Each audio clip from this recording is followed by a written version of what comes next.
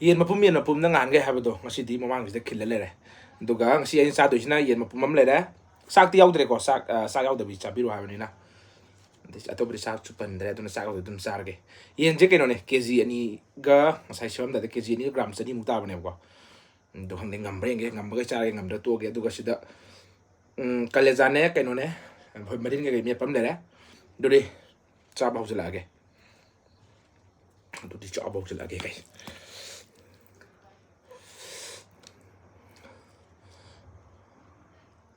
mà phải chân ăn rồi có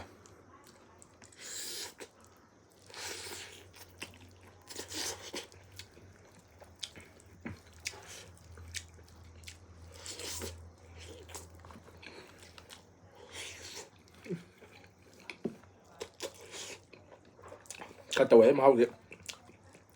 sâm nè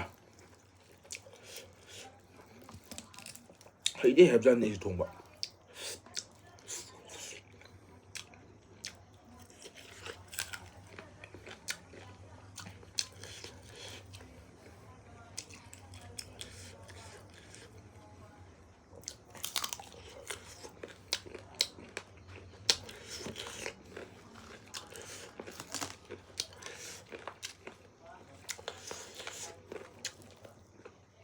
umuro kitang dapat sih hao vậy này con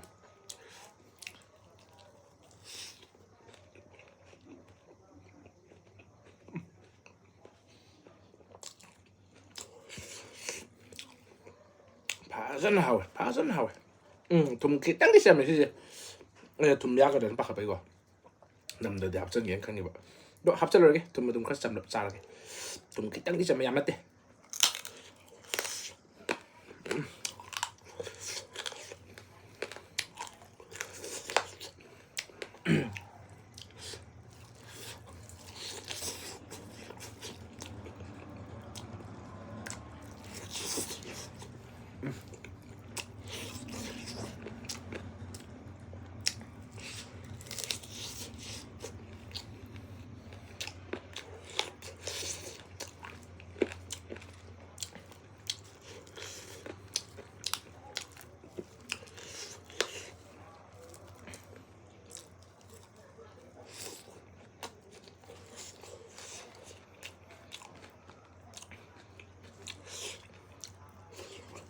물 좀 가려면 잘해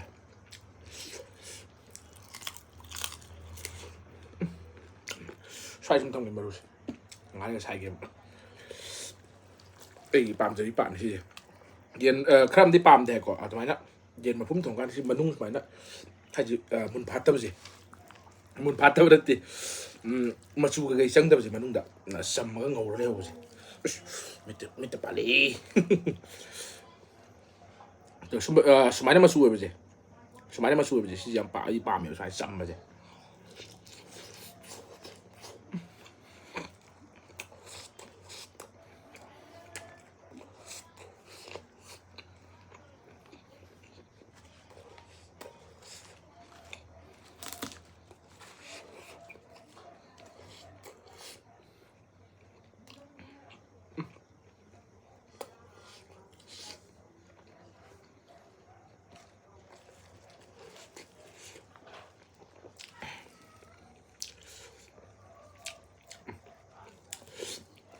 ya thì lời sân này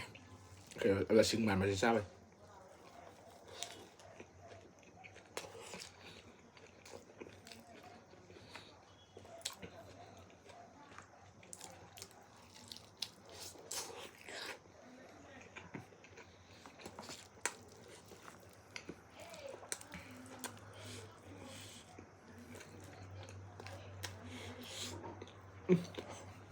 sao mình nó ngầm được ra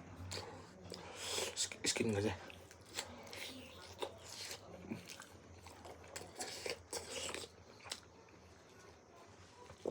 감동하지도 wak한지다 사나가 통제하고 리젤 제 빠지나 따고 두고 많이 제 받는 그 사지다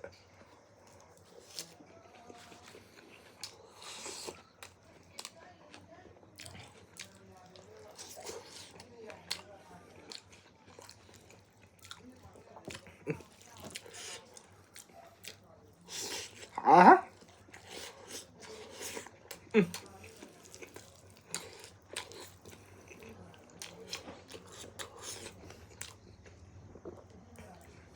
좀 뚜껑지 좀 쩐다 배. lối chân ra đó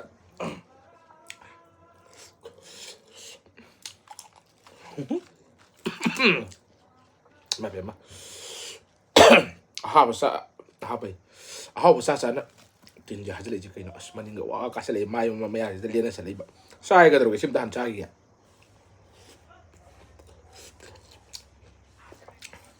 nang adum sa to le le na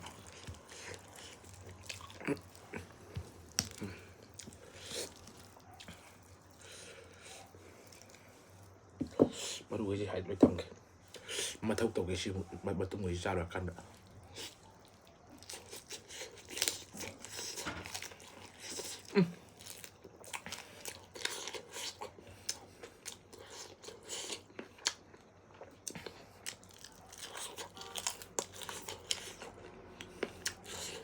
khó tàu đấy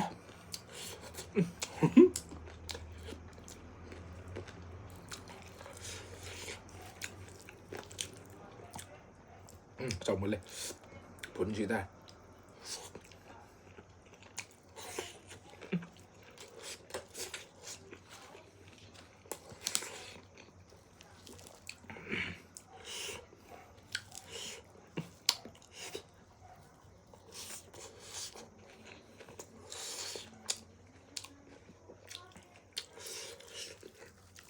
mình đã điểm tiêu rồi cô mà bây giờ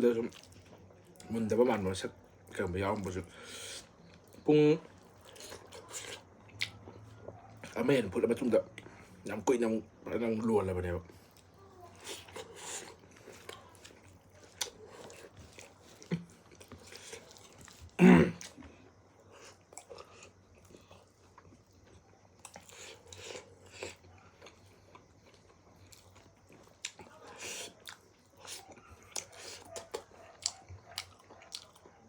anh chào ở bạn có điều này mà đang gần cái seru đây rồi ở trên đây nó tụ anh là tiền mà các bạn này mày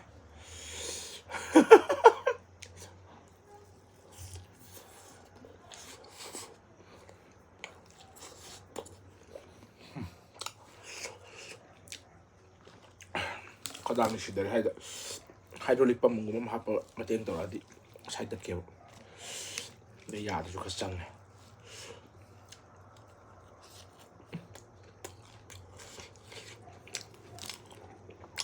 hay lắm ra này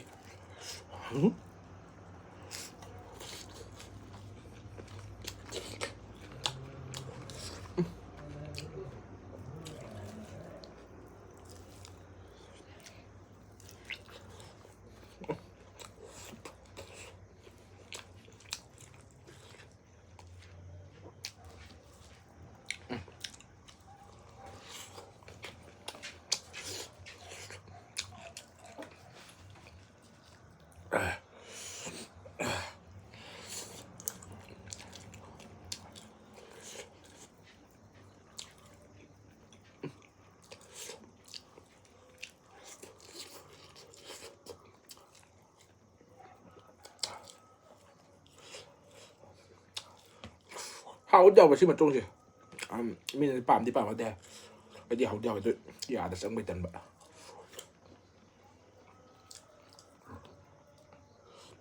피 그 사야 정말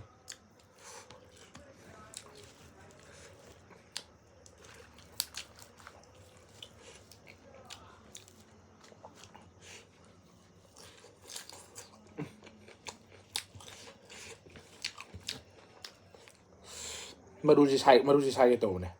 hậu thùng là bây giờ tầm mai khuôn người ta làm được là bây giờ thôi video chúng ta không đẹp này không đã quay cái gì thay thế là cái này xây dựng có biết là cha ngàn chú có biết là cha xây dựng xuống cái chuyện này có biết là cha bạn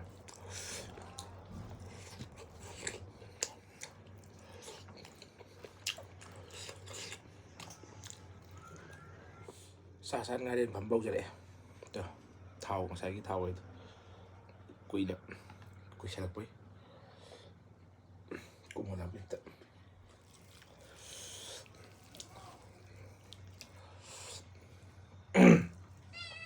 ta sáng ngay đến phẩm bông rồi đấy có ấy gì người ta quay có gì xây cái tháp cái trường học xuống ngay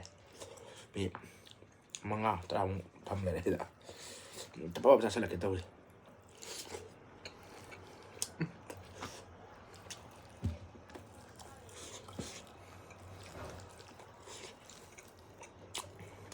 ꯁꯤꯒꯤ ꯄꯥꯔꯠꯁꯤꯃ ꯆꯥꯔꯣꯏꯀꯣ ꯁꯤ ꯆꯥꯔꯔꯣꯏ ꯃꯇꯨꯡꯒꯨꯝꯕ ꯁꯨꯝꯕ ꯆꯥꯒ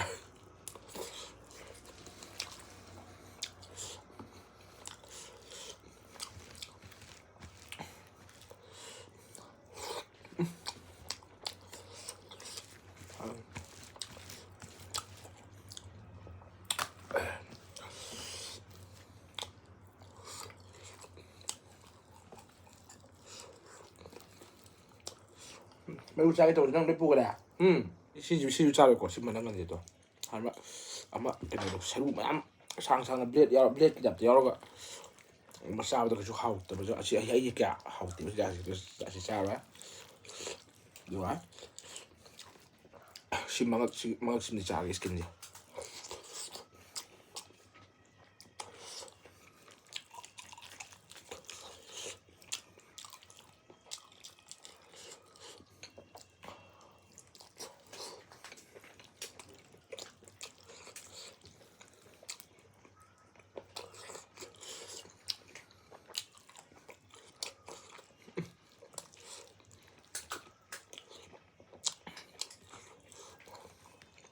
로세레다.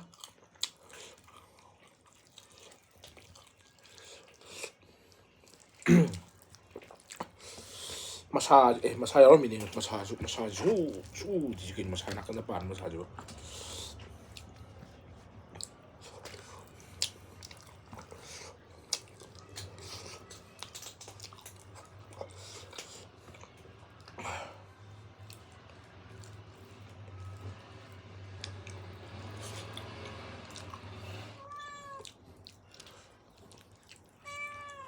nông này bông mà